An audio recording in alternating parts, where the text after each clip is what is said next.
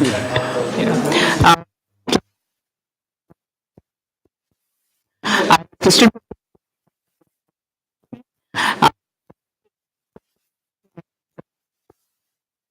media, and I mainly work in the. Thank you.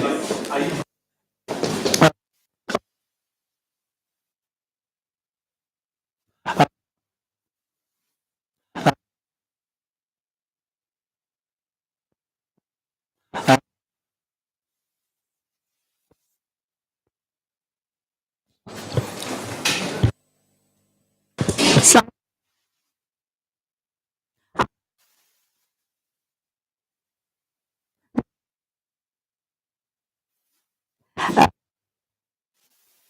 some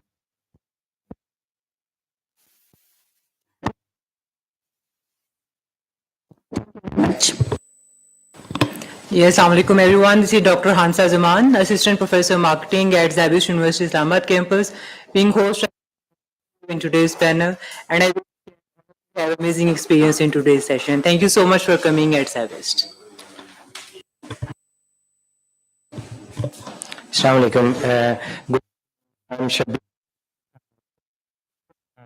I've been in the journalism from last 18 years.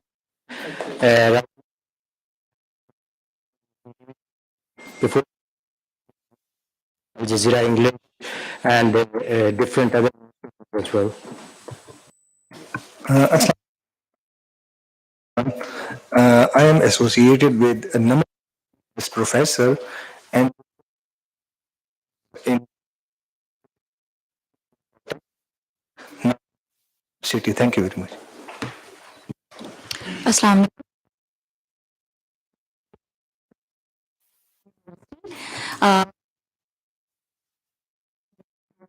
Institute of Communication Study. So, as a student, she should. So, and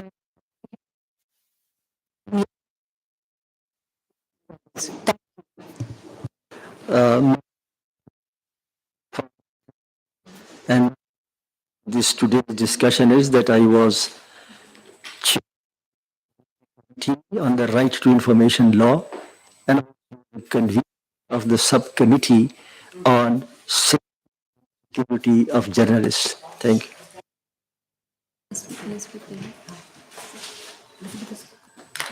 Assalamu alaikum. Shazia Said. I'm an assistant professor of mass communication at Islamia College for Women, Lahore. And I've been pursuing my PhD, of course, with Dr. Bushra. And thank you. I think we've had this round. Thank you everyone for introducing. And I'm so happy. I said to go, but we have media practitioners and the and camera. And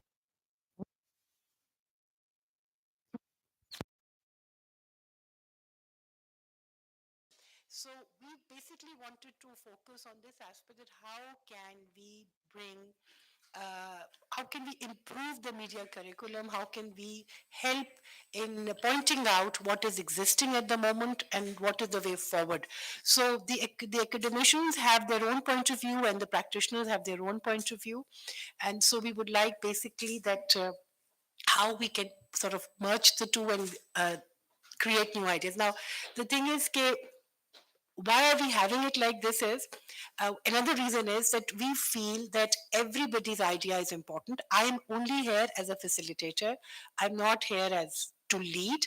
I'm just going to recap all what you are saying. With me, Ms. Chazia Said is going to write down everything that you will be saying. And idea is that with all your ideas, if we can come up with some cross-cutting themes, some new idea, and how we can integrate, maybe we all are saying the same thing, but how we can create some bigger idea out of that. So if we can have some good, inshallah ta'ala, we are looking forward that we are going to have good ideas and when we want to put it here. Now, the format of this program is that if you look into your folders, there are there are supposed to be 4 research papers, and I'm afraid one of them couldn't come. Tahir Bashir couldn't come. We are very sorry that we shared these papers very late. So since we couldn't share with you on time, so we thought we'll give you hard copies of the papers. The authors of these papers will present in 5 minutes what they have to say about media ethics and the challenges that they're facing, and then we can pick up from their papers as talking points, and then we can work on it even further. So yes, actually यहाँ पे ना come हाँ अभी Katrina has to come in few minutes, so हाँ so that's something. So first I'll invite sorry, you first I know. Oh, I want you to withdraw. Okay, so first so yours, fine, great. Acha, so Dr. Sadia from Karachi University will present her paper. You have an option either to stand or to sit or wherever you are comfortable with. So whatever she'll say, you can sort of jot down the points, and if you feel that, I mean, these are just the starting points. Of course, you will be having more ideas about it. Thank you, Dr. Bushra and Dr. Elizabeth. Uh, okay, so this paper is about ethics in media studies, where we are struggling that the world has changed so much, especially in media, because it's about blurred lines. There, nobody can actually decipher the difference between conventional categories like print or electronic. Okay, now everything is overlapping. And in this situation, also the content that is being generated, um, it is absolutely impossible to differentiate between fact and opinion, because people are just writing things down. They are tweeting. If you hold an important position in the society and if you tweet something, it is taken as a fact, whereas it might not be true. So that is also one of the problems.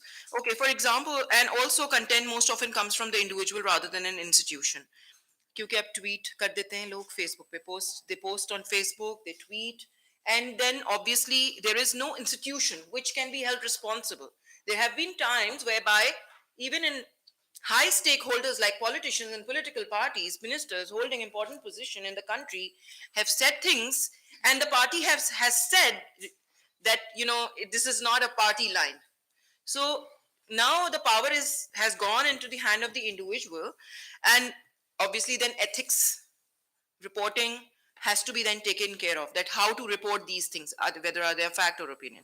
Anyway, so for example, now we have startup social media organization like Mango Bars. You know about Mango Bars? Have you read something on Mango Bars?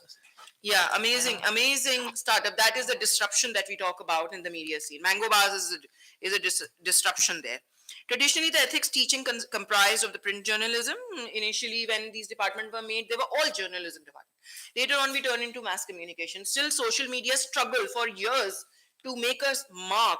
And even now, I do not know in how many universities social media is taken as a specialization. I have no idea. Anyway, so the government also in this situation seemed confused and helpless, trying to impose some outside code of ethics. How do they control it? I mean, and then how will the ethics come into it? So that was a problem.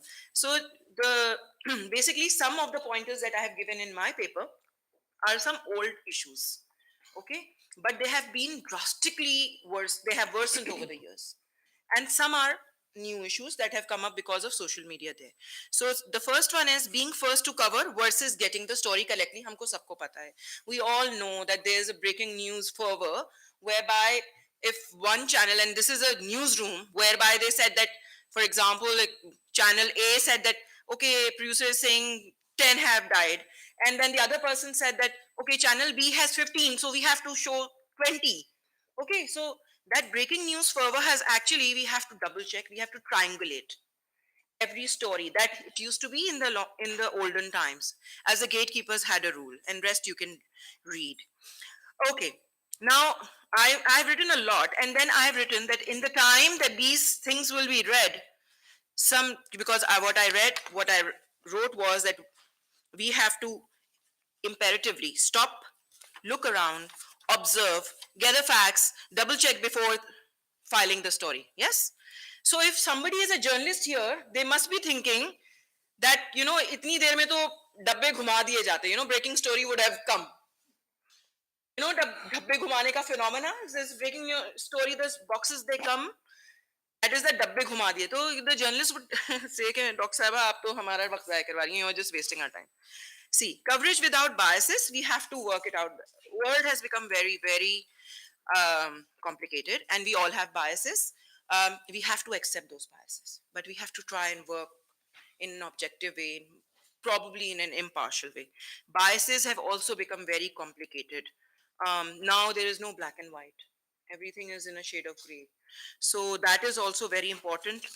We never used to actually talk about biases in the way that, for example, LGBTQ, okay, for example, transgenders, okay, these biases have never been talked about. Have we taught our children how to cover these stories? Religious minorities, we have Mashal's case, okay, so we have to think about these things also. We have Kandil Baloch. Yesterday in a conference it was said Kandil Baloch was killed because of mainstream media, because they took her up and then they flashed all her identity in the entire world. Anyway, so working with law enforcement agencies, conflict area and war zones, now that is also very important, and we have been talking about it in detail. I would not go into the detail. One thing that I want to say is that it is imperative in the departments that we need to train our students as to how to deal with the law enforcement agencies. And we need, see, as social scientists now, whenever we will talk about law enforcement agencies, so no, we have nothing to do with them. No, we have to work with them, and we have to ask them to facilitate our students that, okay, if there is a, for example, twin bomb blast in this country happened, there was one blast, it happened, all the journalists went there, within minutes there was another blast which was much more devastating. Nobody thought about the fact that they should not have rushed to the area, even the normal people, but journalists, they should not have rushed. The police is trying to control them, they are not listening to them.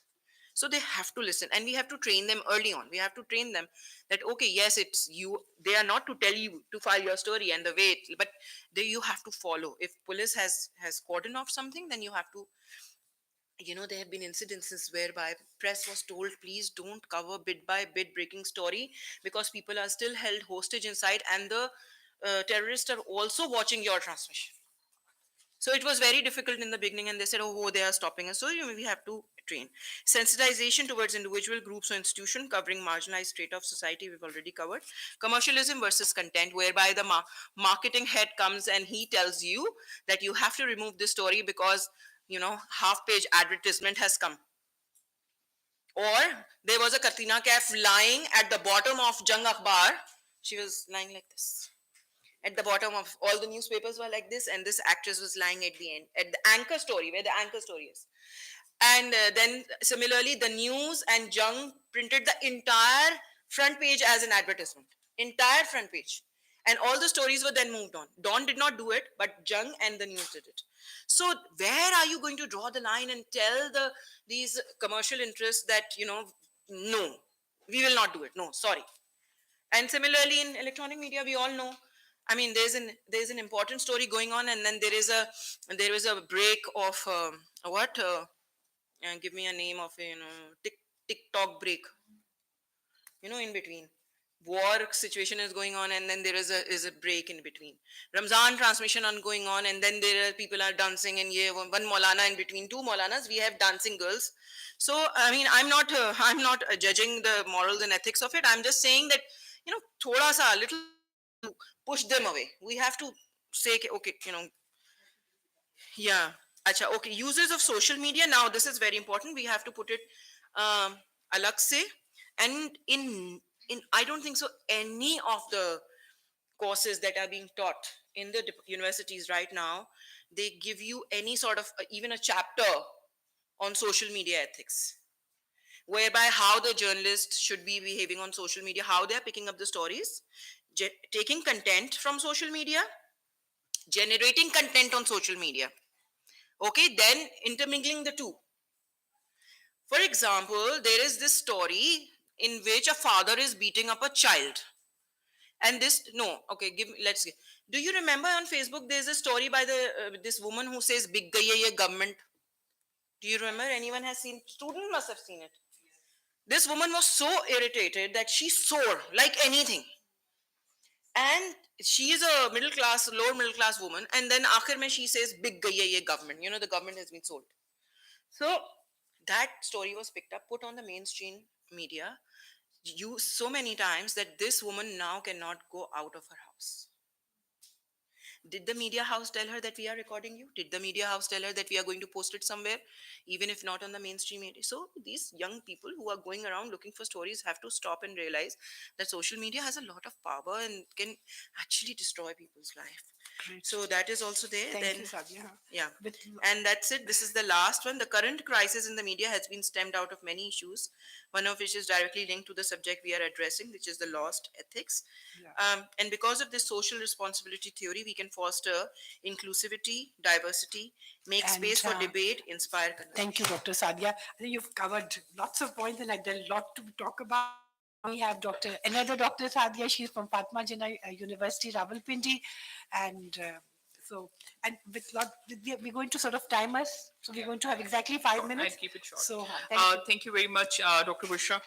My take is totally on a different tangent. I'm talking about the challenges we are facing in the field of media theory.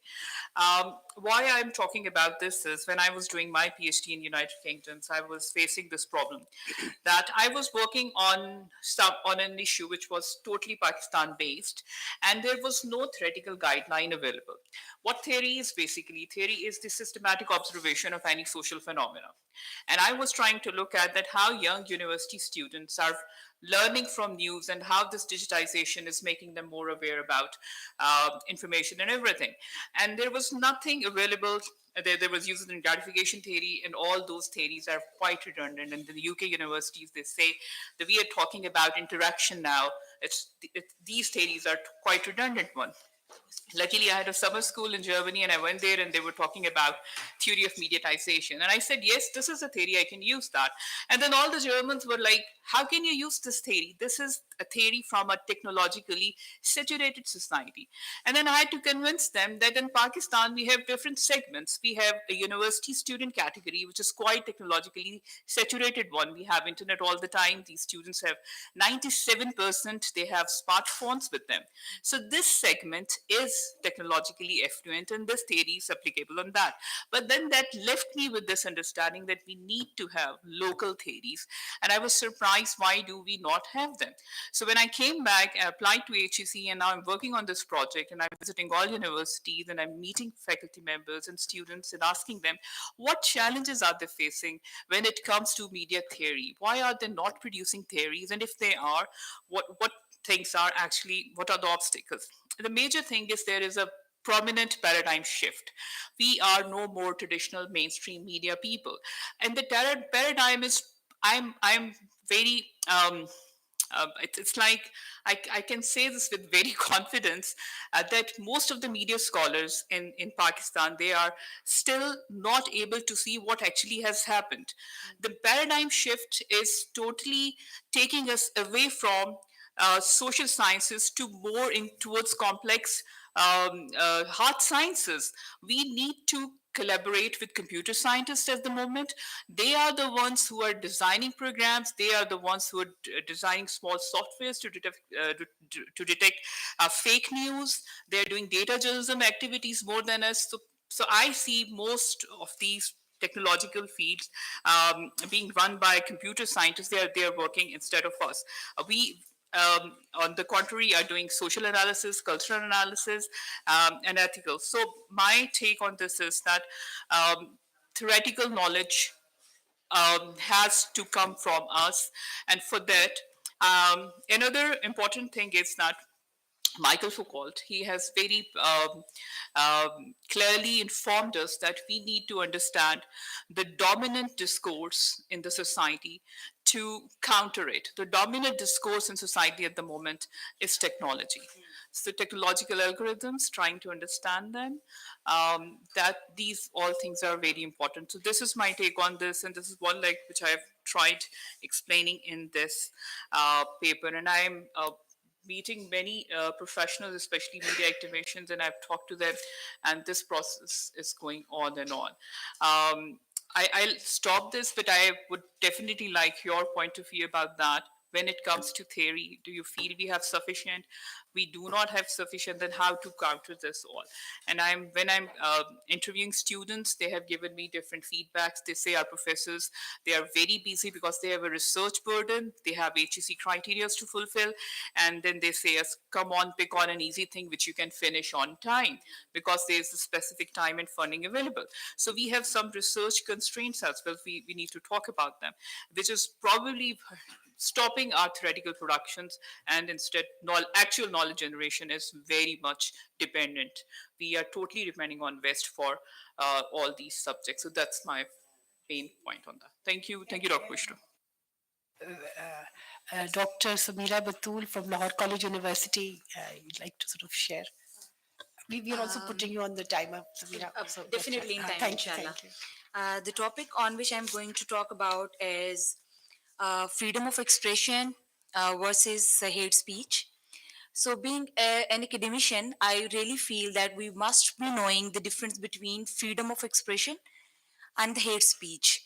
So, I will be trying to make it clear that the freedom of expression is not defaming, is not having bad words against others, and ultimately, I will be giving some recommendations for the media academicians, that what we can how we can handle this phenomena. So we have heard about the politics of hate speech and the intolerance about the differences, so extremism. So all these questions, all these debates actually raise whether it's the freedom of expression, especially talking about the use of social media. When we talk about the social media's usage, specifically recommending or referring two cases, Kandil Baloch case and Asya Bibi case. Kandil Baloch case was too much discussed in the social media, and there were so many controversies. And Asya Bibi, definitely there were a lot of hate expressions against that religious minority. So basically, I would be conceptualizing first the narratives of the freedom of expression, and then towards the hate speech. And ultimately, I will be arguing for the need of the three stakeholders in this process: state, media, and the individuals ultimately. So, what is actually freedom of expression? So, all of us know that freedom of expression is basically the individual's liberty to hold and express opinions without any hindrance. The Universal Declaration of Human Rights, and specifically in Pakistan, our constitution ensures the one's right to have freedom of expression. And specifically, when we talk about the media, so social media is that kind of platform that globally accepts and give an opportunity to the users to express their opinions without any hindrance. But we need to consider whether this media is being used with responsibility. So there is a question. So talking about hate speech, so hate speech is basically an offensive and discriminatory attitude and any kind of expression that targets any racial, ethnic, religious, or specific minority groups. So it seeks to legitimize the targeted groups. It is a propaganda practice that reduce the social standings of the targeted ones. So it has the capacity to catalyze the hatred and conflicts against the targeted one. It is not only a physical violence, but the violence that incorporates emotional abuse, dignity harm, maltreatment, verbal and psychological abuse. The victims of the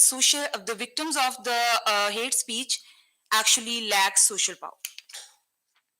So, being an academician, my concern is whether we should be working on these narratives, that we should be training our students that how to use this kind of medium where they can express freely, but they should not be disturbing their dignity and giving harm to the other's identity. So I propose for the need of collective and shared responsibility from three stakeholders in this process: state, media, and individuals. Firstly, state. Definitely, we know that state as having the power and capacities through its institutions to ensure one's freedom of expression. That they can give the opportunity, they can ensure so through their own. And we have seen in Pakistan that there is legislative measures that ensures one's freedom of expression, and along with this way there is actually the restrictions on which you can be restricted to say something against. And ultimately this attempt is from the state, where the legislative measures is there, where the state is actually working for giving the rights to the individuals where they can express and ultimately not being harm to the others as well. Secondly, the second role is basically, I think it's the media. So media as a powerful social institutions can provide a platform where the individuals can express opinions. And definitely we have seen that the media organizations have developed their own code of ethics, and this code of ethics is basically ensures their self-regulatory processes. So we all know. So but my focus is on the third point, that is basically the individuals. So being educationists, we need to work on the for the code of ethics for the students, so that they must be trained how to use this powerful medium, specifically social media. So when we talk about the specific cases of extremism, specifically, I would refer to ACBB case, and where the other communities are being targeted. So I think this diversity and diversity of opinion should be having a forum and acceptance as well. So I will be looking forward that this politics of hate speech should be encountered with the ethical consideration of using the social media. And definitely this ethic is the celebration and acceptance of the differences, that differences should not be marginalized, differences should not be criticized, they should be given their own space, so that the diversity should be the beauty for the humanity. Thank you. Very much, Dr. Samira. Now, the modus operandi is that I will just sort of briefly say what are the themes that have emerged from these three papers, and then I mean, if the house is open, you can also have your suggestions. But what I had in mind that we can probably start off from the first paper and just see what have they talked about, and then sort of you can all give your points of view on this, and we can do that. And thank you very much, Katrina, for being with us. And so we are very happy that she's also with us now. Okay. Huh? Fazullah Khan. Maybe there's only 4 papers. Done.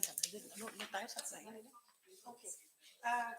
Well, what from I think I'll start from Dr. Sadia Singh.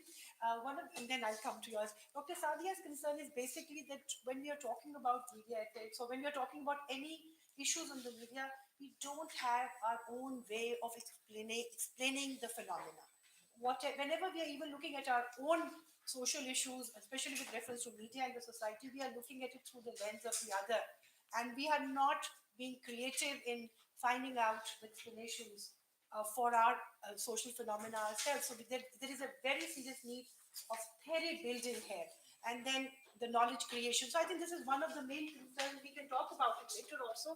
It's basically about knowledge creation, and maybe we can talk about, because knowledge creation is kind of a thing that sort of address can create, is one of the ethical concerns in the academia also, that we are not we are borrowing ideas and we are not coming up with our own ideas. and how the academics need to deal with that. Yeah, and Dr. I hope Busha, I'm correct. exactly. Thank you for restating that. Another, the problem is we are not actually encouraging students to create new ideas as well. Like when they want to go for some grounded studies, and then we are not very sure that they'll be able to finish that within a year or two or three or four. So they are encouraged to go for something which is very easy and for the sake of learning. So probably there's a Degree, for need. the sake of Yeah, degree. So yeah. what you're saying is it's There's neither at an the level yeah. of academics Yeah. nor at the level of students. So it's, Yeah. you're not even translating it here. And if any knowledge is being created here, it is for the sake of for Yeah, we need promotions to or yeah we whatever. need some task And- force. and We this is need for to the sit degree. and we need to address as an academician this issue, that which is probably going to generate lots of new theories and lots of knowledge development, which is local, which is applicable, and our own indigenous one. Yes, yes, Dr. Thank you very much. Actually, I have listened your talk very carefully. You know, it is also my personal observation that sometimes our students, they are using some theoretical concepts in a culture like Pakistan, and again they are dependent on the Western theories. For example, using the gratification, uh, Cultivation. and spiral of substance and agenda setting. The problem is, I have also felt that sometimes it will not give the same results because you are applying a theory of a Western area and you try to apply that theory in our culture. So I have also felt this observation, and even our students, they are struggling, and we don't have an area how to identify, how to address this particular question. But at the same time, it is difficult to construct a theory because we have so much limitation. So the need is to work on this particular area. So, Dr. Khalid, what you are saying is because our variables are different from the variables that are present there, and that is why we are unable to work.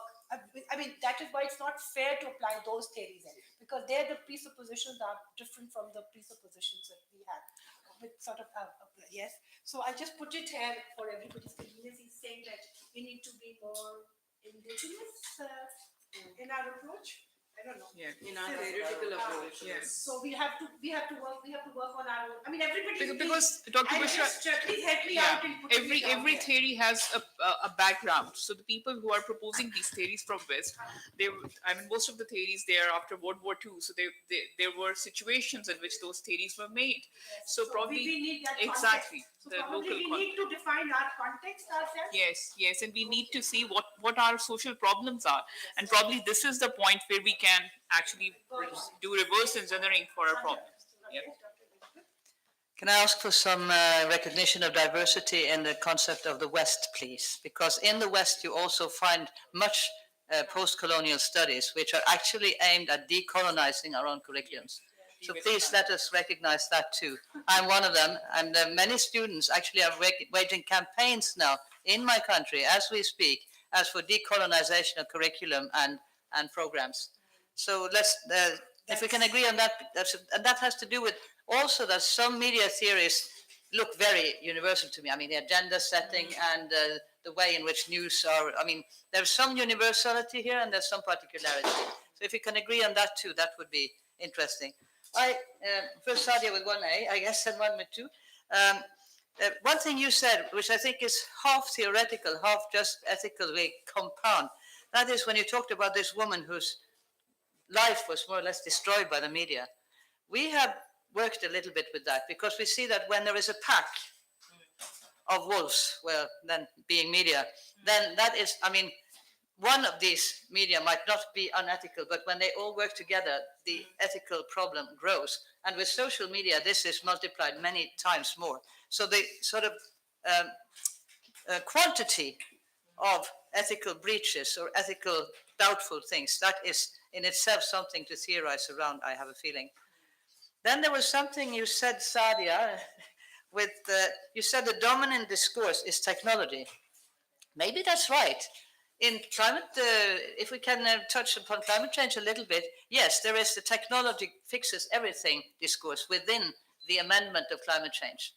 It is a rather dominant discourse, but I wouldn't forget these other discourses which are about sort of clash of civilizations, for example, the dehumanization of the other and the not non-respect for religions such as Islam. I mean, those are huge discourses still. And when you say that we should move away from social sciences and to computer sciences, well, yes and no, I'd say. I think psychology is important here because what social media are doing to our psyche is actually such a huge issue that I hardly want to look at myself in the mirror and think, where are we heading? So yes, we need to, and we do in my faculty, we work with computer sciences. And some of my colleagues are becoming very technified, and they need to be corrected by us who are in the humanistics. So if we work together, we can form a kind of broad-based approach. But if we lose on that, I think we will be robotized. Thank you. I'm just trying to we will definitely come. I was just trying to sort of recap of what Elizabeth has said, and if you feel that I put it right, just this. What Elizabeth is trying to say is that don't bracket the West as one thing. Sort of look into the other shades in the West who are trying to work on decolonization of the thing. The other thing probably that you're saying is that don't just talk about technology when you are thinking about. We also talk about the other narrative that are other. Issues that are also very relevant that we need, and when we're doing this kind of thing, we need to bring it here. And then the last one that she's saying is that go for interdisciplinary approach in theory building. Katrina has this point, and then you can. Yes? I'm just going to throw out something because I come from the other side of the fence. I'm not an academic, I'm a practitioner. And I have not studied in Pakistan, so it is hard for me to understand. Plus, I would assume that major changes have taken place in how mass comm is taught in Pakistan. I do regretfully have to say that as somebody who has to interview and hire young graduates, we do not find them equipped to handle the challenges of working in contemporary media. And this is extremely disappointing. And I have reluctantly started to ignore students who come to me with a degree in mass comm because they come to me knowing very little. They come to me filled with buzzwords as opposed to understanding concepts. And in all honesty, I do not think that moving away from the basics is going to help right now. The concepts of news gathering and news dissemination, regardless of the media, has not changed in 300 years or more from when pigeons would be flying messages from here to there. So all is changing is the medium. And I would also strongly suggest that as academics, I'm going to throw this out there, that television and newspapers in Pakistan will become virtually obsolete within a short span of time. And I mean within the next generation. You all need to be looking at web journalism, which is interestingly going to combine print and television. Right now we have the print, we have television, and both of them and our news, the websites, even for Geo, I compare that to Dawn Newspaper's website. They're completely different. They're just taking the same thing and slapping it onto the internet. The move now will be to integrate those. So like some channels some news organizations already doing that. That is the future. So when you talk about technology, yes, but my biggest criticism of current television practices right now, you have the editorial sitting in the newsroom. You've got working journalists sitting in the newsroom. The production panel that actually puts things on air have technical skills and no editorial competence whatsoever. So that you will actually have, I have myself had to deal with this where I've asked a question and the person in front, like maybe Senator Faratullah Babar, is saying something that is going to be headline news, and the producer screaming in my ear, "Madam, break lene ka waqt hai, abhi band kare."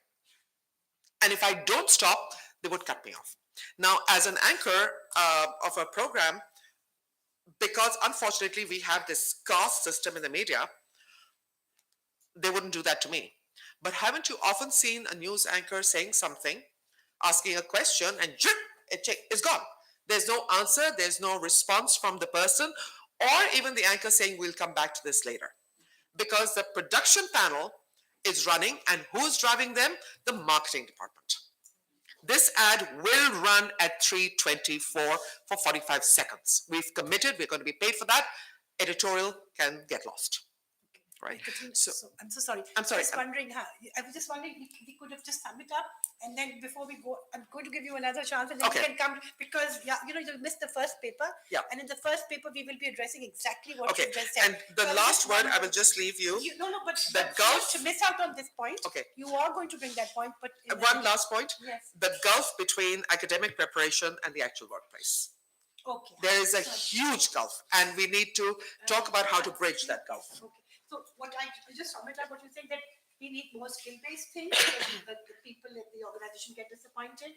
They have little understanding. We can use the terms and the concept, but we have no understanding of the concept. And the web journalism is the need at the moment that we need to work into. Now, and of course, there are the commercial interests, which will come later on. Now, with reference to Dr. Sadia's paper, I was thinking that everybody should give an input. So, Shabir, you have a comment, Samira, and please, if anyone from you, please, I would like everybody's comment before we move to this next item. Dr. Okay. Sadia, Actually, we will come to that. Yes, excellent. Sadia, I would like to. Yes, I'm so sorry. Samira Shabir had raised his hand. Because to comment, I belong to practical journalism, but as much as this phenomena of lack of theoretical development, local theoretical development is concerned, I have one, because I remain the students of higher education as well. So that is why what I feel personally, one major lacking is that we have to bring a drastic change in our higher education system and the system till the masters, at least, because we are still putting our MPhil and PhD students behind the grades during their coursework, which is much great lacking to develop any research oriented approach towards them. Even when they finish their coursework, they don't know even a single thing, but concrete thing about the research before going.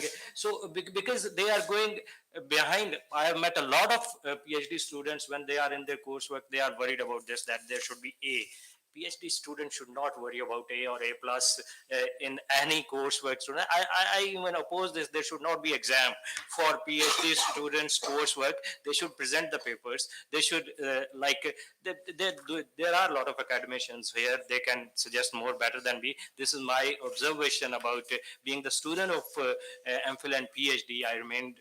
I feel that this is one thing. I give you my personal example without any feeling bad about it, that when I completed my MPhil coursework, I was not aware about a single concrete thing about the research unless I did my research, and then I have to go through all the things backward one by one and complete my research, instead of this thing that 1 year which I went there and studied there, that should have given me something concrete. So what you are saying is that higher education lacks research methodology. I mean, the coursework.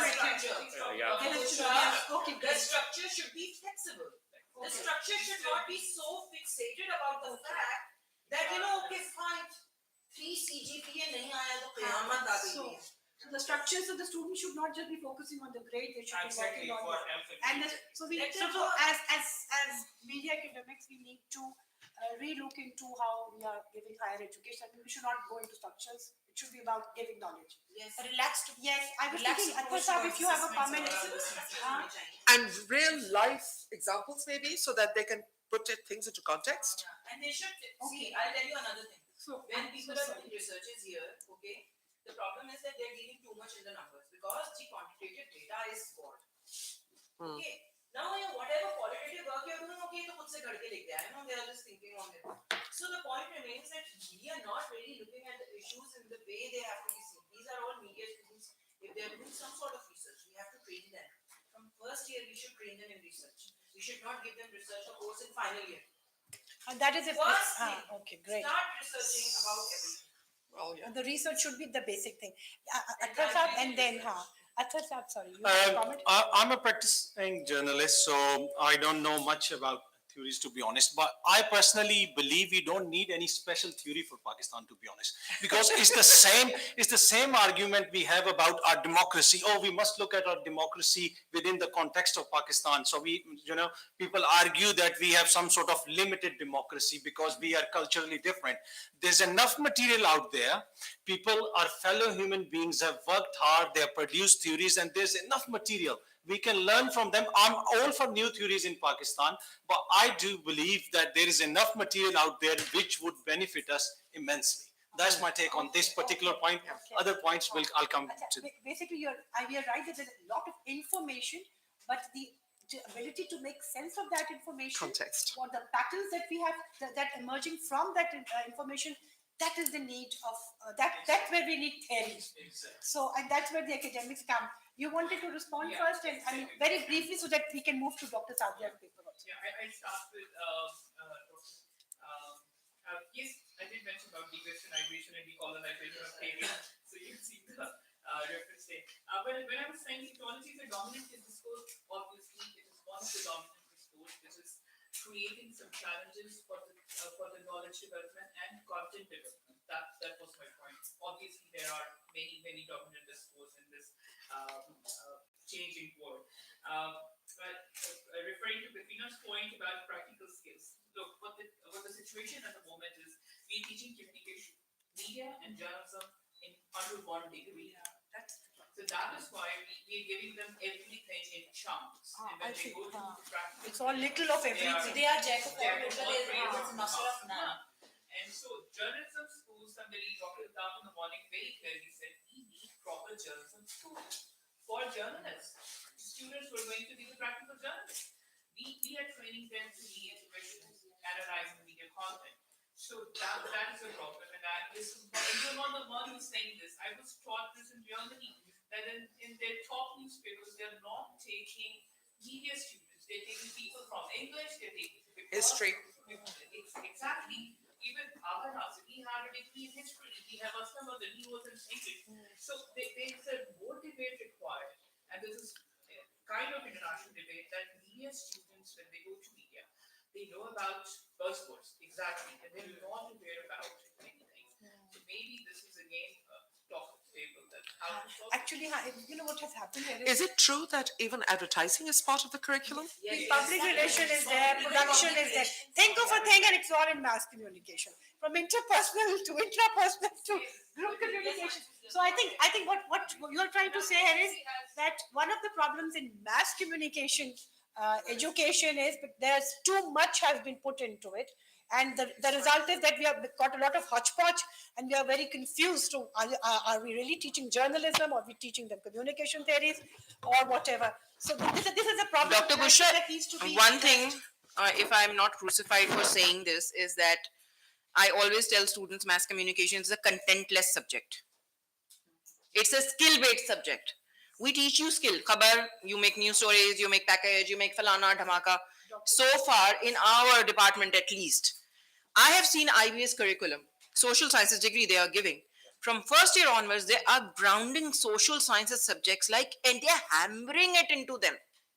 And then when they go in the final year, they've been given specialization. So they take media specialization and all they do is people like Saman Ghani and all, they are just telling them write long stories or make small little packages. That's it. When you go for your master's, MS, that is where they actually tell you that, okay, fine, you learn about the technical part of it. One thing. Other thing, I've told my students that, sorry, I'm here to teach you how to think critically. And for that, you have to read. You want to learn how to handle camera, go and join a wedding video company. So they are best. So what you're saying here is that as academics, we are expected to teach the students for journalism. And we are not that great in it. And then at the same time, I feel that we are also expected to produce academic work. So we are on one side doing this, dealing with mass communication as a social science, and at the same time, we're expected to teach them a skill, which probably we are not that aware of. And so, but excuse me, there is also something in research called journalism studies. And in my country, as well as in Finland, Denmark, Sweden, and a couple of other European countries, we distinguish between journalism studies, both as a student thing and as a research thing. and mass communication, media studies. That's a different issue, which includes film and everything else. So I strongly support the idea of journalism schools wherever you can have it as a separate place. And that is also, what is wonderful about this place here, now this room, is that you have practitioners and academics sitting side by side and being critical about the whole issue. And that input and that atmosphere you can have in a proper journalism school more easily, I think.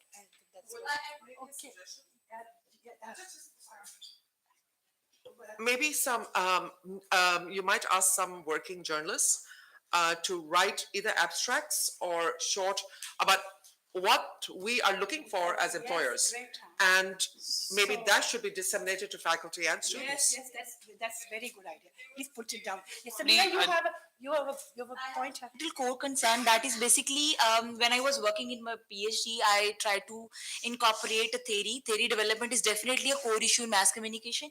So I couldn't find a proper appropriate theory, and I tried to link it through interdisciplinary approach. And I borrowed theory from gender studies, as you know, but there was a lot of criticism when I wrote this thesis and tried to attempt. So I have a lot of criticism. मेरी जो report science में I just got that clue that you should not be working on. They find something from your own discipline. If you cannot do, please change this approach. Give this opportunity to the PhD students. At least they should be working on theory testing, and ultimately their core purpose should be towards making a point and making a contribution towards theory building. So Samira, now we don't have to convince anybody now. Exactly. Now we have to emerge ourselves in this. So PhD thesis yes, we have to, and with forcefully. So PhD thesis writing should be an open approach. Okay, so it should be focused. It should be focused. So I think as professors now we need to be a little bit more activist now with reference to knowledge. The way we knowledge production. Exactly. Dr. Busha, the other problem is just a little bit I want to say is that we would love to, because we are all convinced on one thing, it's a combination, both theory and the practical aspect of it, right? But how do we hire working journalists who are working on the ground? Because see, they don't have time. Some of them do have time, they want to come and teach also, but what are we paying them? Because they are not PhDs, they are not MPhils, okay, we are paying them 1,000 per hour. Okay, 1,000 per hour. If they are teaching 3 hours per week, it's 3,000 rupees. It's nothing, it's not worth it. Everything has to have you have to pay their price. So then how will you do it? And then HEC keeps on telling us, and we cannot hire them on a permanent basis also, where they can get all the lavazmat of the government service, right? Because HEC has told us, okay, 10 publications, 1 PhD, postdoc ho to kya hi acha hai, and all this nonsense that HEC has been imposing on us. Sorry, I'm going to stop talking about mass communication. May I ask a question? Anybody here familiar with the Center for Excellence in Journalism at the IBA? I've heard of it. You've heard of the CAJ. The CAJ is actually, you went there, right? The CAJ is actually possibly a trailblazing institute in that respect. It is a superb facility. I would strongly encourage all of you to contact Kamal Siddiqui there.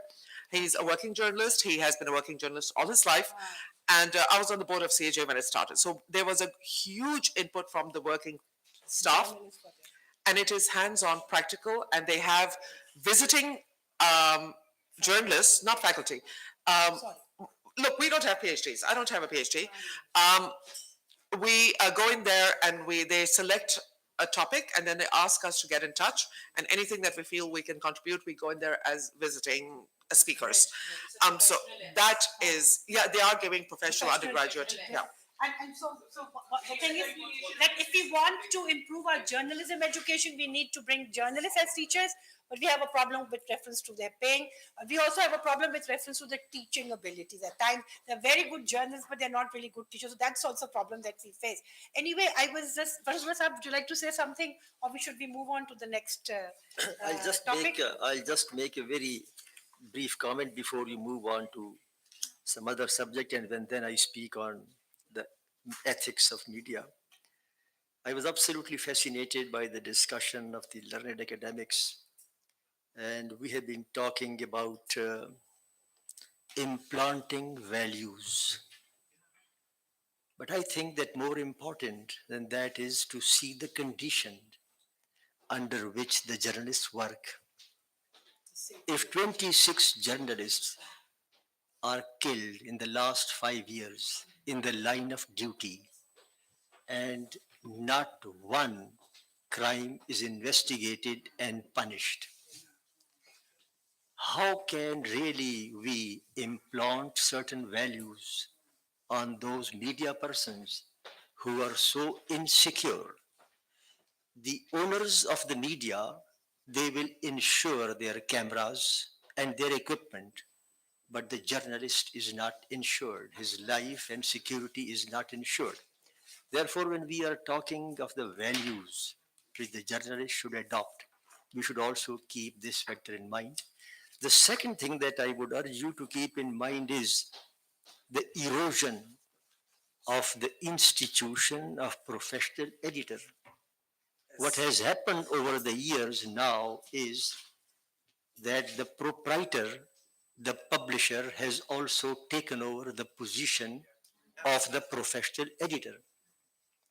When the proprietor performs the functions of professional editor, the values which the publisher and proprietor subscribes to are different from the values that you develop in the academic institutions for the working journalist to follow.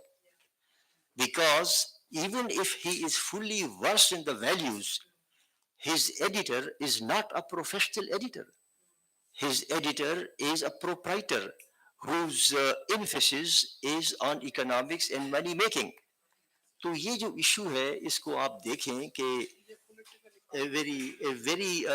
a study is right now going on the platform of Freedom Network, an NGO, and I'm also, since I also happen to be on their board, and the study is that how the 10 topmost, the most well-known media houses in the country, according to the rating made by other departments, how they are interconnected and what are their economic interests and financial interests. You would be surprised to know that the media power actually that we are talking of is the economic power of the owners. Therefore, when you talk of developing ethics and values, keep that thing in mind. We have to train our students about this whole concept of this thing. I think now we are kind of overlapping on the things that Sadia had pointed it out. So maybe we can go one by one on the issue that she has raised. You have a paper also. One of the things that she started off with this thing that how to, we need to train the students. Sorry, I'm so sorry. We teach the students to go for 5 W's in 1 H. And we teach the students that truthfulness is, making sure that all your sources for that particular information are satisfied and you're able to do that. But then you have this deadline. You have to be the first. And so how do we prepare our students from in doing a sort of in managing this thing when they go into the market? So this was the issue that Sadia raised. If you have a way of looking forward, this is a practical thing. Yes, yes. I would come back to the first point I made. In UK, journalism is taught by practitioners mostly. Even when they hire in universities, they say either PhD or 10 years of practice. So that's another thing. Because I teach in university in UK, I don't have a PhD, I do have a master's, but I've got enough practice to teach in a university. So that's another thing. So we can suggest people that even if somebody has a 10 years of experience, they should come as a faculty, and HSC should recognize that. Exactly.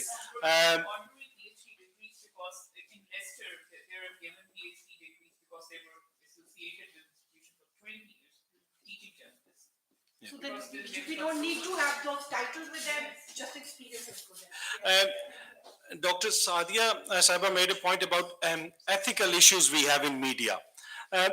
Media is just a reflection of our society, to be honest. How ethical we are on our roads, how ethical we are in our departments. So if we want to be ethical in media, we must practice ethical media, because media students are learning from practitioners like myself and other practitioners. If we are not ethical, we can teach them, we can give them books, but we must show them with practice that how ethical we are.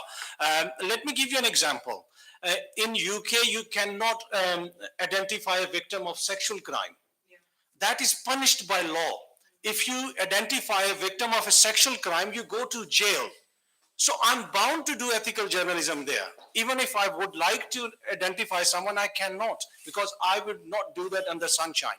I will go to jail.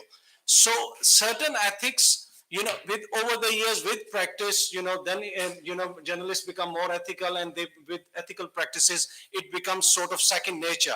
But With due respect, what you're saying is it is the law that will help them in doing ethical decisions? yes. Or it is, ethic. So when it comes to law, then we have this debate of the freedom of expression. But you are saying that we should be talking about making laws to make the media more ethical.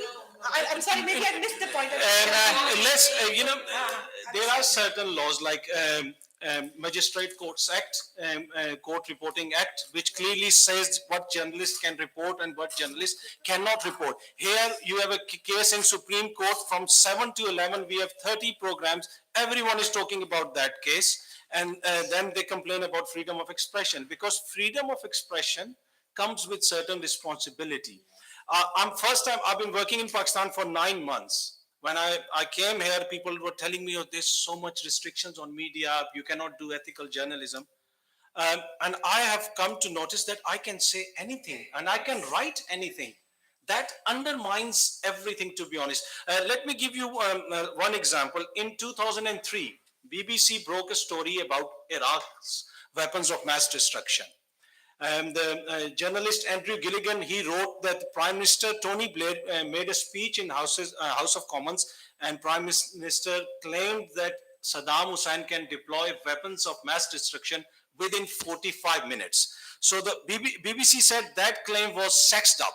They never said it was a lie. They said it was sexed up. Bada chada ke. It was sexed up. Then the government turned around and said to BBC, now you prove that it was sexed up. You give us what proof you have. Who's your source? The institution came under so much pressure. The journalists had to go. The director general had to go. Andrew Gilligan, Greg Dyke, and the chairman had to resign as well. And the source of the news, weapons inspector Dr. Kelly, he committed suicide. So that's the thing. When we talk about ethics here, teaching ethics, I think it's the same with like you teach doctors medicine, but then they do their practice, they do their house jobs. Here we must show them how they practice ethical things. And unless we do that, I don't think we'll be going anywhere. May I just add something to that before you sum up? I was thinking that can we recap what everybody has said so that we can have it for I think what he said really is that makes a point, and that is that even if there are laws in Pakistan, the laws are not being implemented. Yes. And this lies at the root of this. And you're right, because even the judges are not taking decisions on them. So there are cases of defamation which are lying with them for years, and they are getting. He's right, So how do we bring it in the education? Why are we? Sorry. Just a second. I'm so sorry. Could we strike a balance? Katrina had a point, and then I think Shabir had it, and then we can come to you, Elizabeth.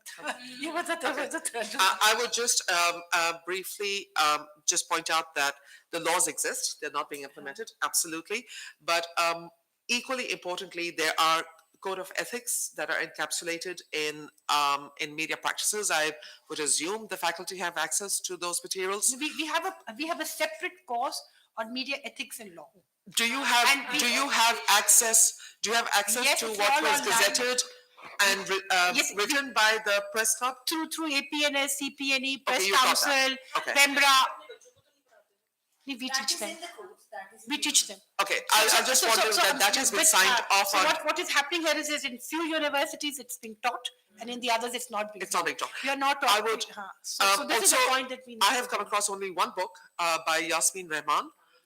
Okay, that is a great law. That's a good book on. It's not very digestible, but it's still there. And I think one of the things that we find missing most is the students' complete unawareness of About the basic sensitivity. Okay. Ethics to dur ki baat hai. They are so insensitive to basics. If they have a brain, they should know that. They shouldn't have to be taught. So I don't know what's going on here. But it kind of needs to be drummed into their heads, and I think the I faculty have a need to comment on work that, on but that. I will refrain myself. Shabir, you do say this thing.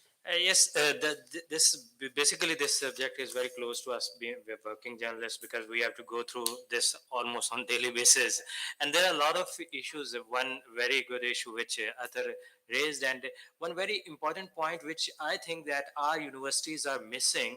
I haven't seen. I don't know. There are a lot of academicians from different universities whether they are teaching about it, but that is very important in this post-truth era. That is where we are living, less fact, less informed opinion, more propaganda, more misinformation.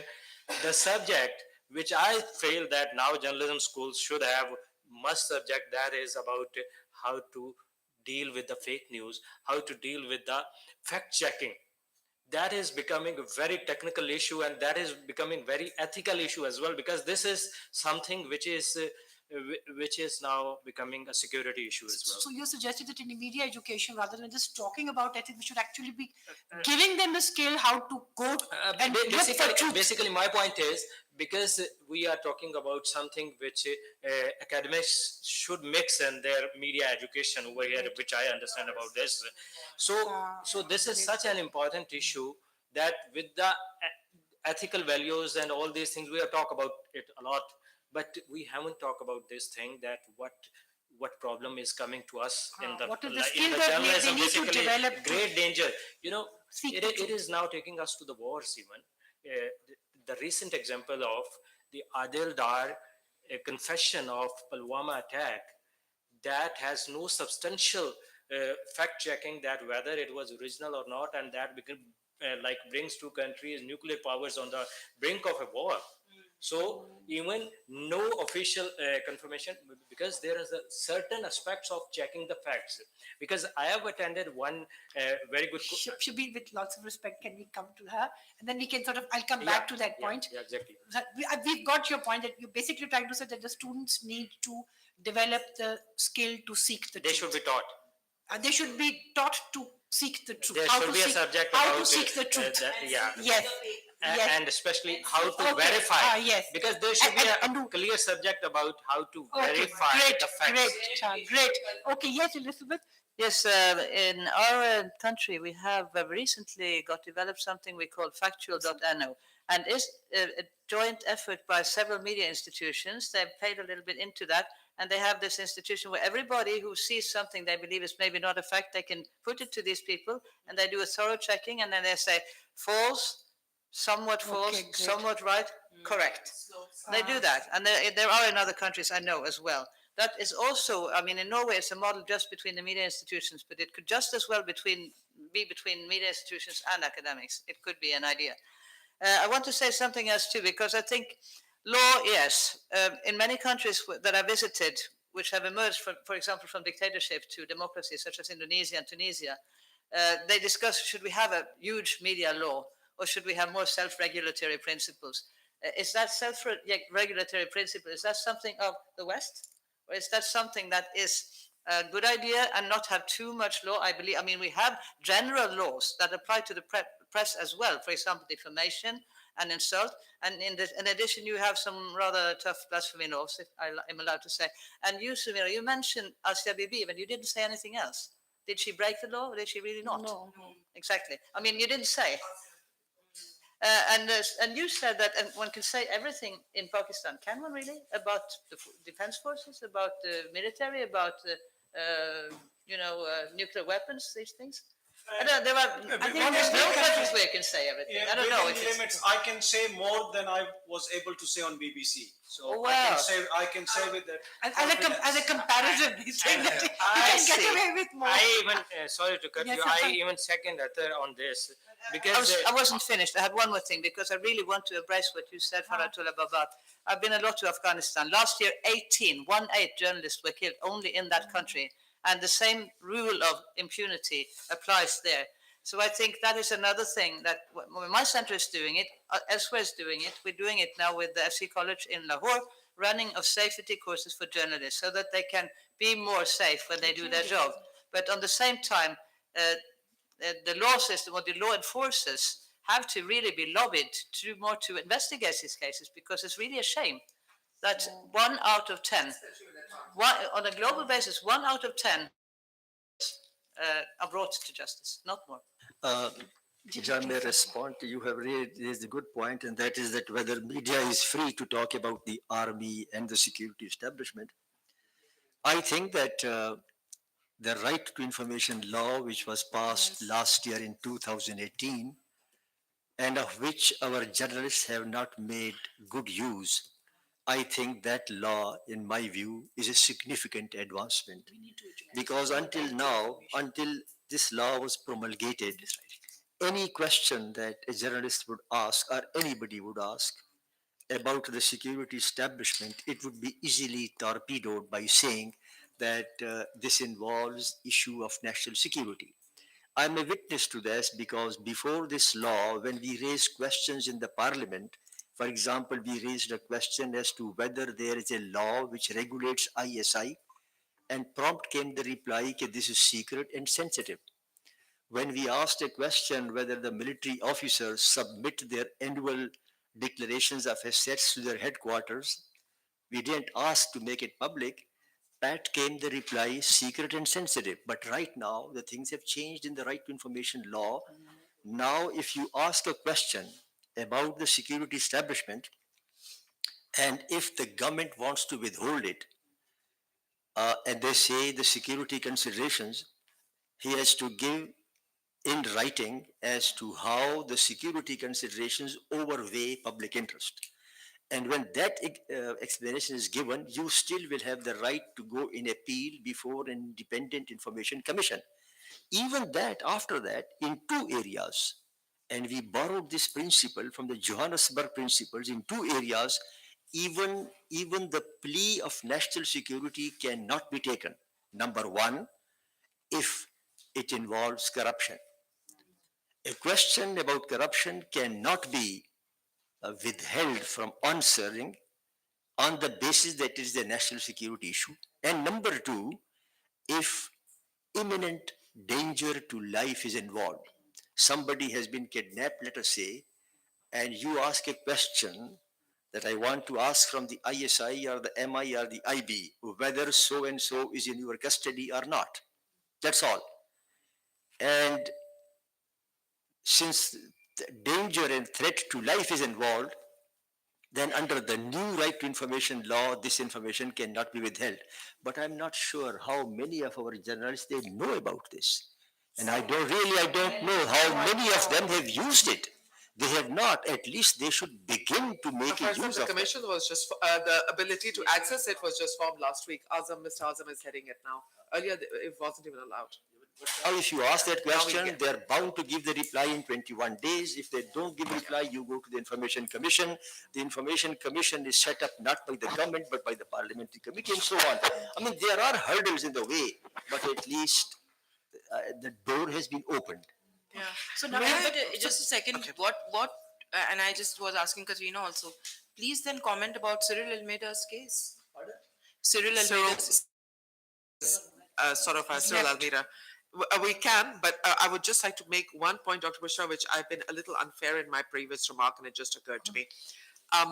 When I say that the academics don't prepare journalists adequately for the workplace, I also want to point out that the workplace sometimes completely dismisses what are good teaching practices.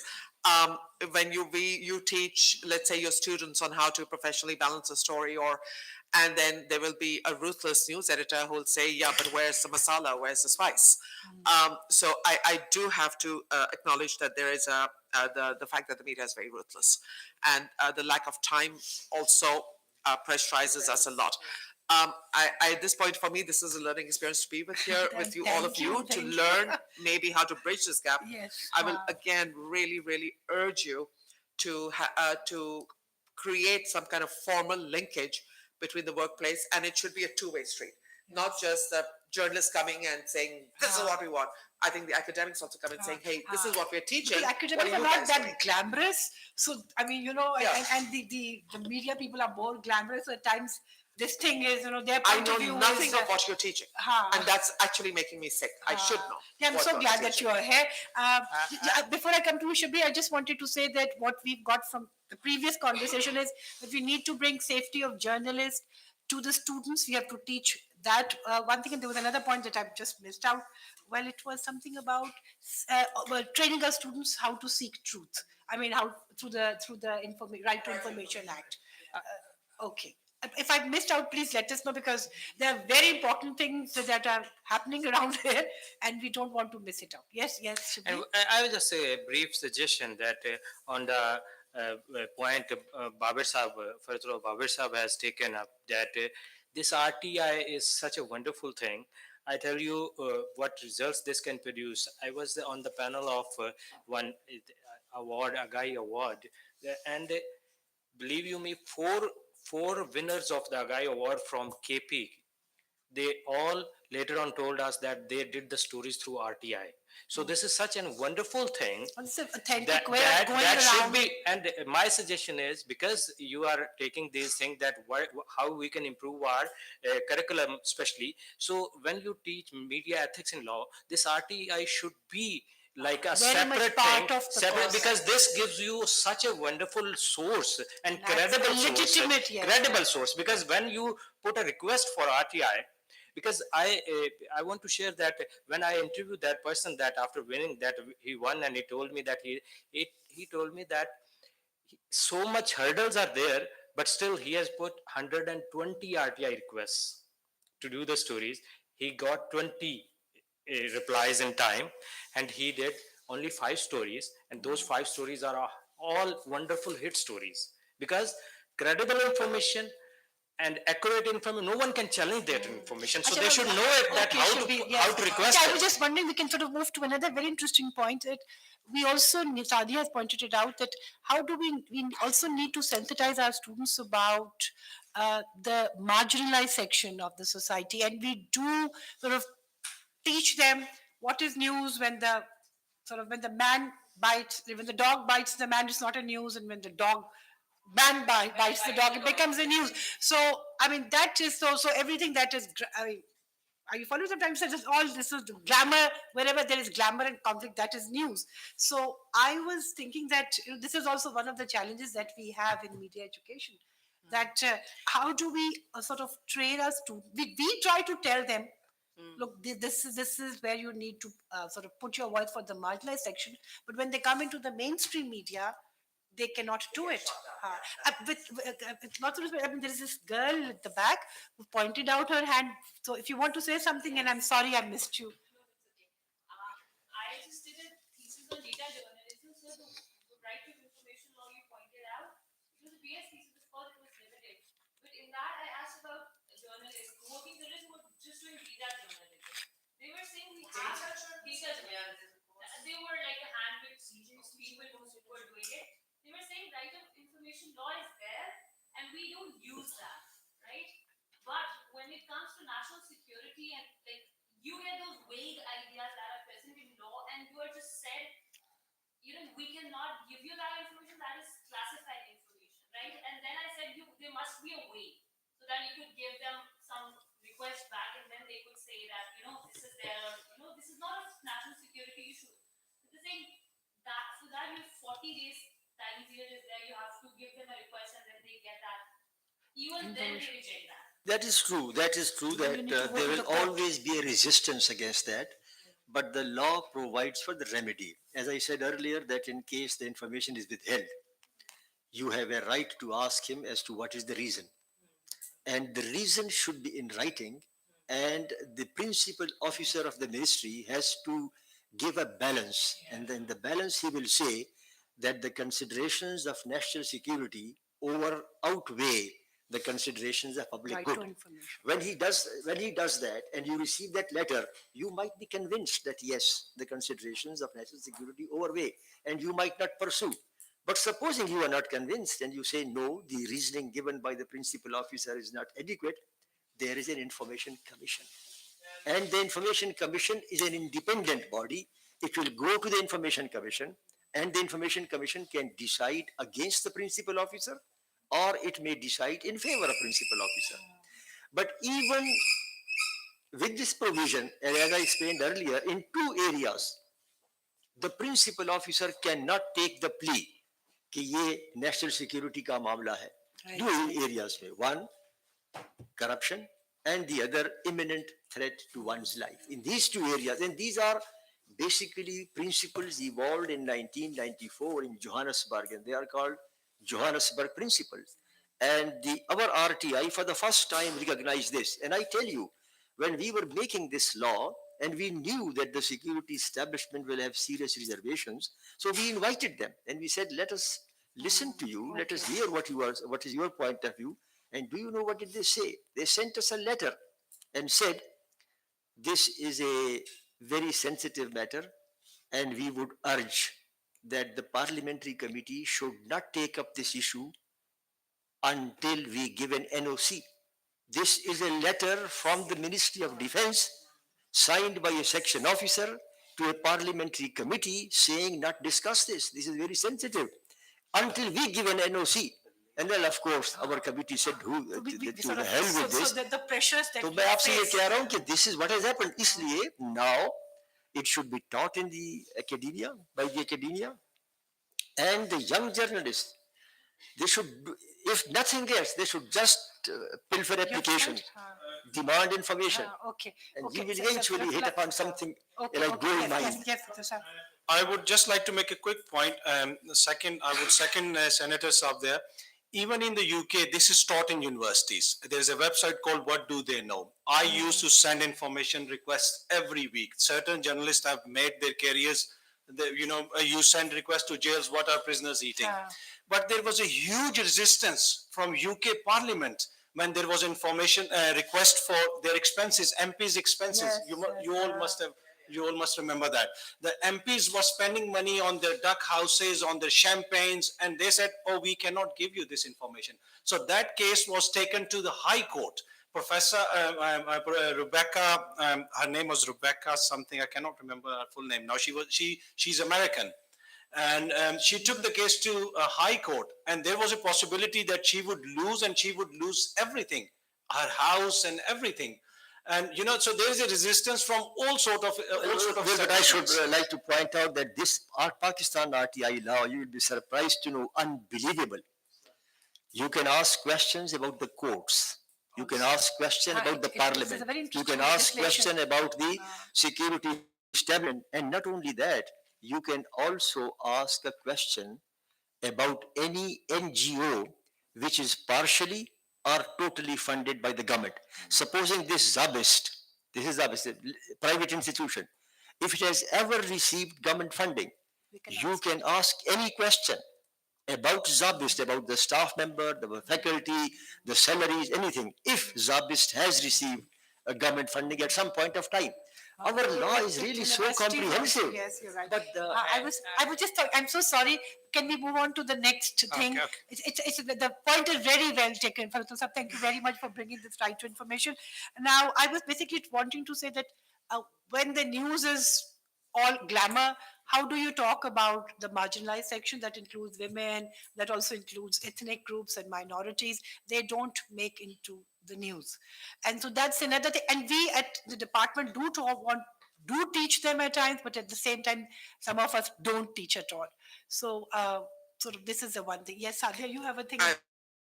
That. Yes, Sadia? Then we have a peptide. We have a 1963 Free Trial Act. We have so many acts, but implementation is not there. Na? This is the basic problem. Okay. We have to follow implementation. There should be implementation. We teach and we lead. ABCD rule of reporting. Accuracy, brevity, clarity, directness. I think we should social-cultural context. Okay. Okay. So it should be. She's trying to say that in trying to be objective, we need to teach our students how to contextualize the issue. I think that's what she's saying. May I talk to you about the glamour aspect a little bit, yes, please? Please do. I am appalled that television is seen as being glamorous. Once you enter it, you realize how absolutely disastrous it is. the glamorous element is also linked very directly to visibility of your byline or your on-air time if you cover the major beats, which is security, politics, and environment, health, and other issues get dropped by the wayside.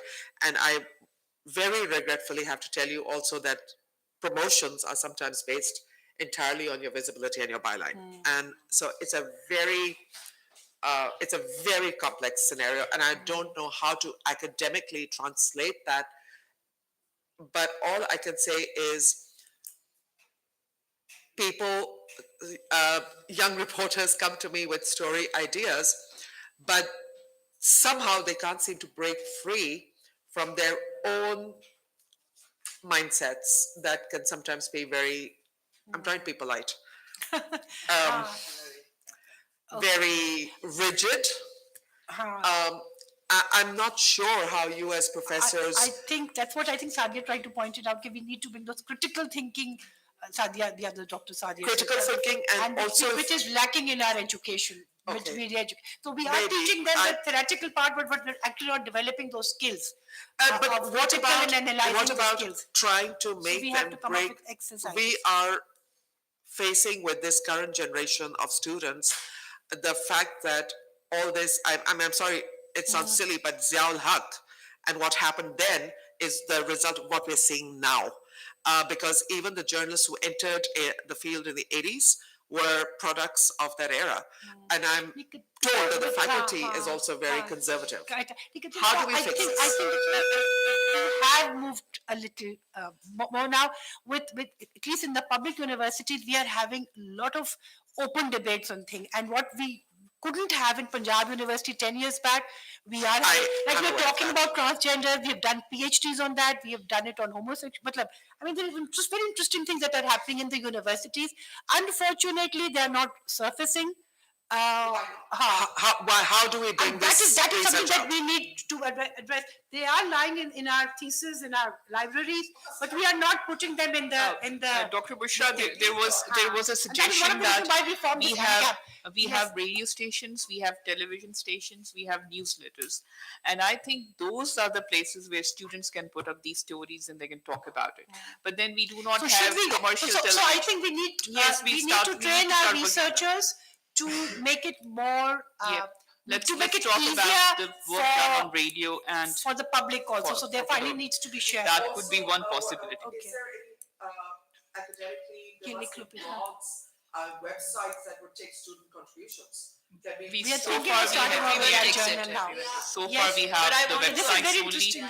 I want to make a point here that Katrina said earlier, and she said that why do we need to teach sensitivity to students? I mean, they should know it.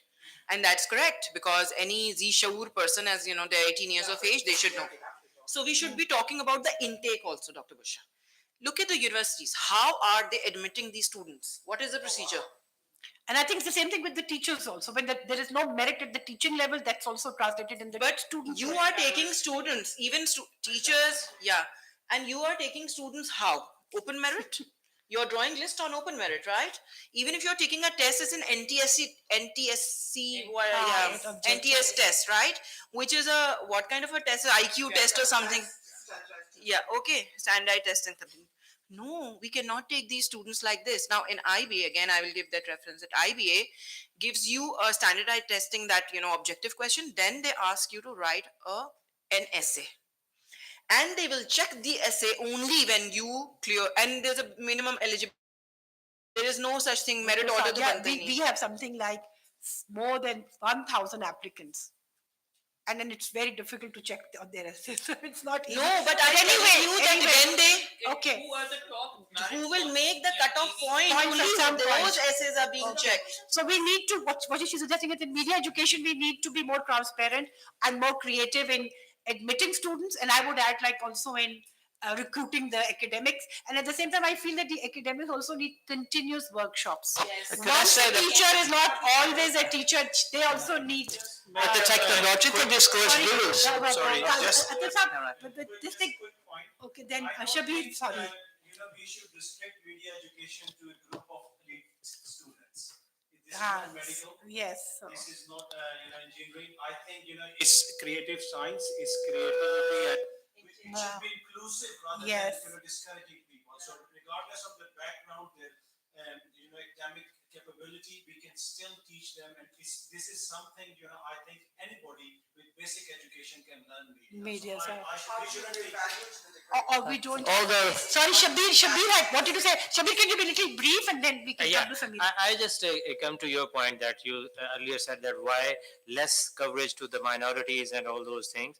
This issue is not only a academic issue. This issue is becoming more to the newsroom because the atmosphere of newsroom changed a lot. Because I first joined in 2002, and over the 16 years, I've You are seen on national television. yeah, I've seen that the atmosphere changed because in 2002 every other day news bulletin at least 9 p.m. news bulletin which is midday have some in like research oriented reports. We have like No almost investigative journalism. almost we have finished this in our bulletins. You hardly find any. We are just now doing event reporting and reporting on minorities, reporting on sensitive issues. You need to do research. You need to put a lot of effort. Being a journalist, that is one of the issue that is going out like from the Pakistani newsrooms I've seen over the Okay, years. Shabir, now I think we've got very little time. I've got to cover 2 points. Maybe they're overlapping. One is the ethics of using the social media, and at the same time, I think that can be clubbed with the whole concept of hate speech, which Samira pointed it out that how we probably need to teach our students also this. Okay, where is what is hate speech and what is not, and these are the things also that needs to be addressed. So yes, Sadia, you have a point, and then sorry, Sadia. Before you, she said she did. when it comes to social media and ethics, I'd like to recommend a film actually, and I think you can find it. If you can order it through Jeff Bezos or maybe preferably somewhere else, it's called The Cleaners. And it's about how social, it's called The Cleaners. It's about how social media and Google outsource their moderation of images to poor Filipino hardworking men and women who work for a pittance, and they have to go through 10,000 images every day and say delete, accept. And some of them are interviewed in this film, and some of them have to work with hardcore porn. Some of them have to work with hardcore ISIS executions, and they get physically, psychologically damaged from this, of course. And also, this outsourcing is part of the way in which these companies make money. So, I mean, this is the biggest editor in the world we are talking about now, Facebook with 2 million users. But they use these underpaid guys to do the dirty job for them. I just mentioned this because this is part of how they outsource the ethics. And these people don't have historical knowledge. You can't expect that. For example, they would delete a picture from Abu Ghraib because they think it's an ISIS picture. For example, just one. The intake, that's my other point. And here I will flirt a little bit with your technological discourse, Sadia, because in our country now, everything is done by computers. So we don't have interviews for the intake. We don't have essays. It's done by marks from high school. And that's the way, and then you get some extra marks for this and that. But I mean, it's all computerized.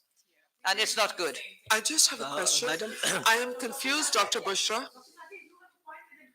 I have a question before you come to the point. Why is social media being considered in the same bracket as journalism?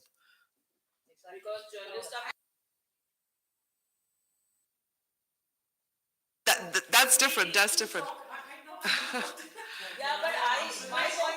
Please do, because I just so Twitter and Facebook are not journalist sites. Let's be clear on that. That's a form of dissemination. I can photocopy a Dawn report and throw it in people's houses. That's not the delivery mechanism is not the issue. I'm just saying social media is not journalism. I'm not saying internet. I'm saying social media. Social media is Instagram, Google, Instagram, Facebook, Twitter, Snapchat, YouTube.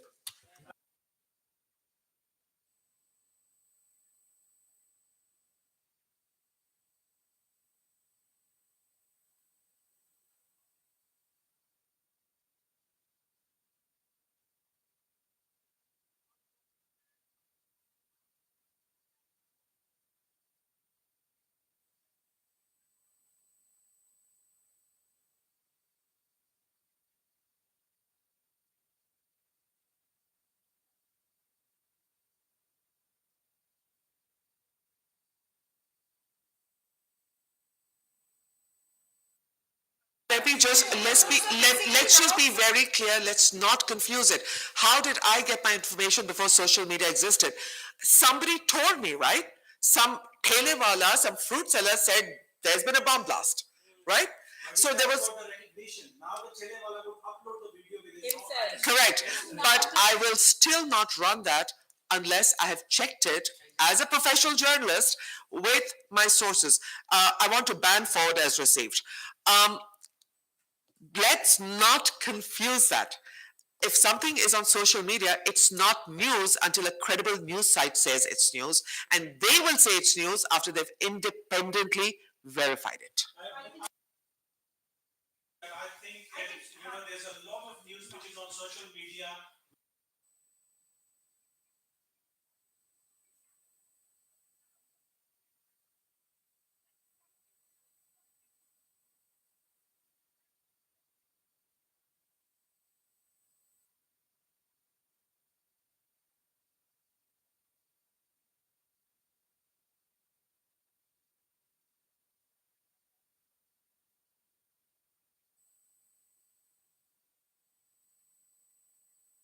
Is giving a platform, definitely. So everyone is coming, or ultimately the mainstream media is going to have that kind of information. So basically everyone is going to participate, everyone, and ultimately when the mainstream media is going to pick, so mainly stories, mainly Twitter, when we see in the breaking news most of the time, and there are so many researches that is being on what is the trends of the news stories from the social media to the Citizen journalism. Okay, Sadia. Okay, but Sadia. Okay, so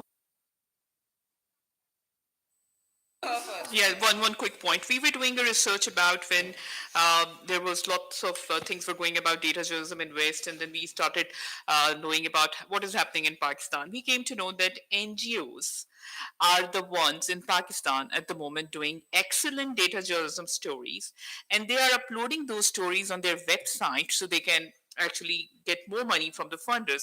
And those stories are very strong stories. Again, NGO sector is there a threat to the mainstream media? I mean, can they be threat? And then that is a kind of slow journalism. The stories are there for months. You can read them. You can have things. So there is something going on in the mainstream. Will be having as challenge. I hear what you guys are saying. For the working journalist, I want to say one thing, and I've written it in my paper on the last page, is that as teachers are being told all the time, similarly, I would like to say this to journalists who matters something in this field, is that the gatekeepers too have to take their responsibilities to a step ahead now, this social media phenomena, where young journalists should be monitored and mentored at all times. Similarly, academia has to conduct massive research and change the syllabi to an extent where social media should be a vital component, not only with respect to its usage, but also the content sent across. Just give you one Just want to add.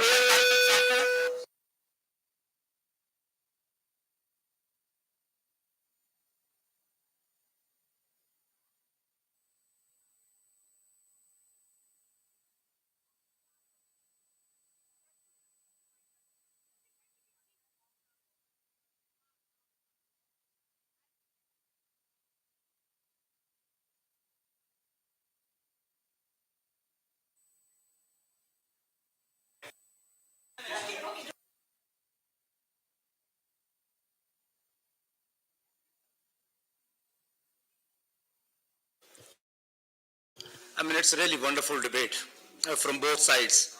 I mean, what Mr. Attar was saying and what was coming from there. I mean, both points are not invalid. I mean, both have validity. I mean, we can't include or exclude. But I want to go back. I mean, this was a comment. We need to be, I mean, we were talking about open, to be open.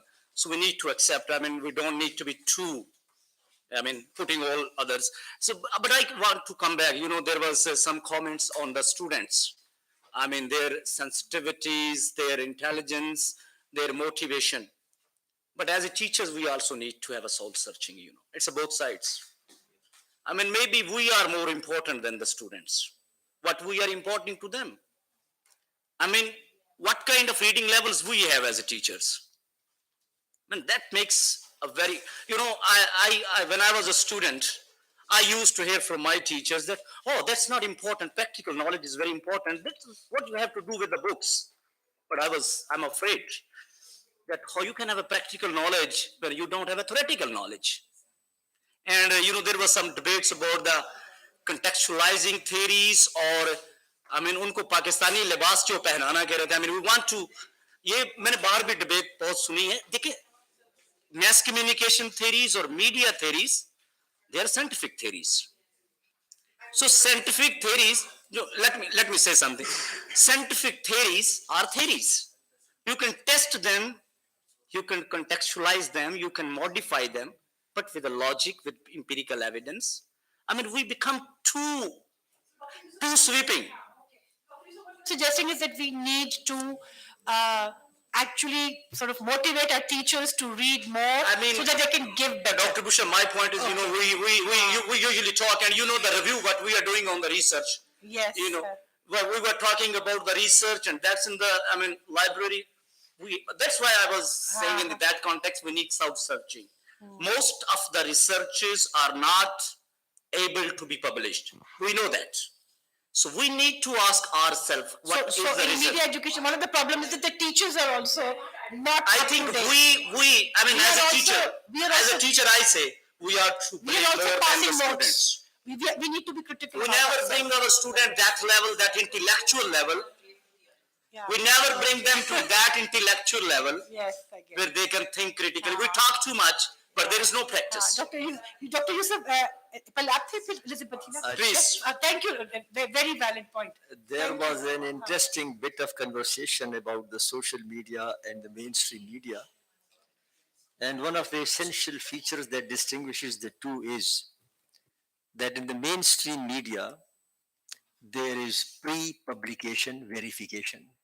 Pre-publication verification. The social media, there is post-publication verification. However, having said that, the traditional media using the technique and the ethical value of pre-publication verification can take a cue from the social media, carry out its investigation, and give it its main headline news. And it happened in the Sahiwal incident. In the Sahiwal incident, it was the social media. And the mainstream media, I believe they must have carried out their verification. The second thing that I think Katrina raised that was about glamour, but then that got lost in the conversation. I think that there's need to be more conversation on that. There is a system in Pakistan. The glamour is related to what we call the rating system. कि कौन सा program की rating क्या है. And I think that the students of mass communication should be taught how flawed the rating system in Pakistan is. And it is because of the flawed rating system, you have flawed glamour, flawed claimants to glamour.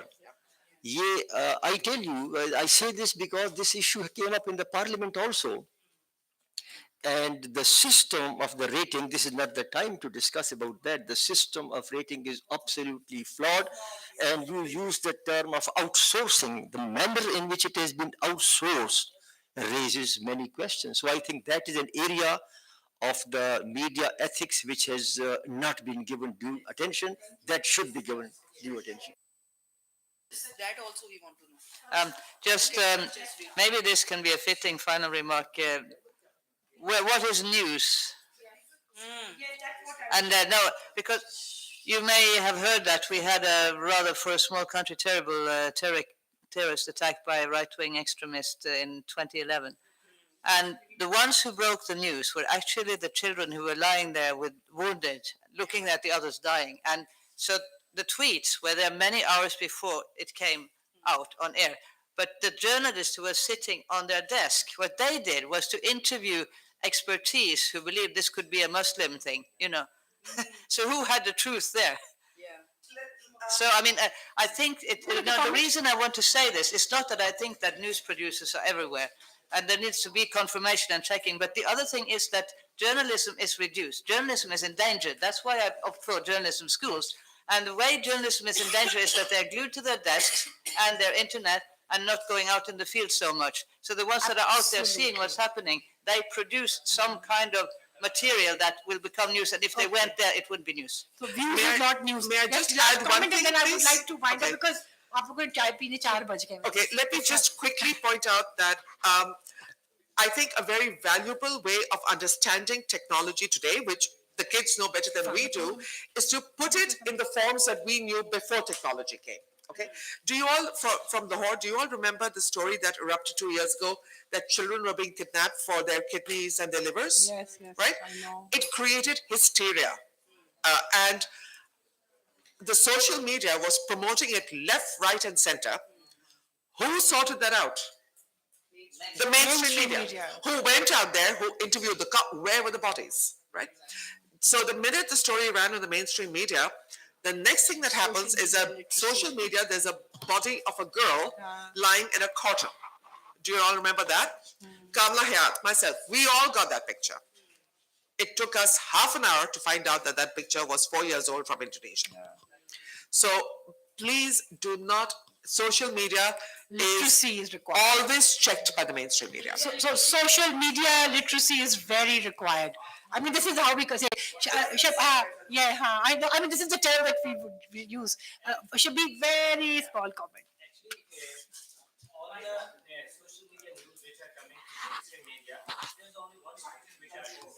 I know. I think that watch.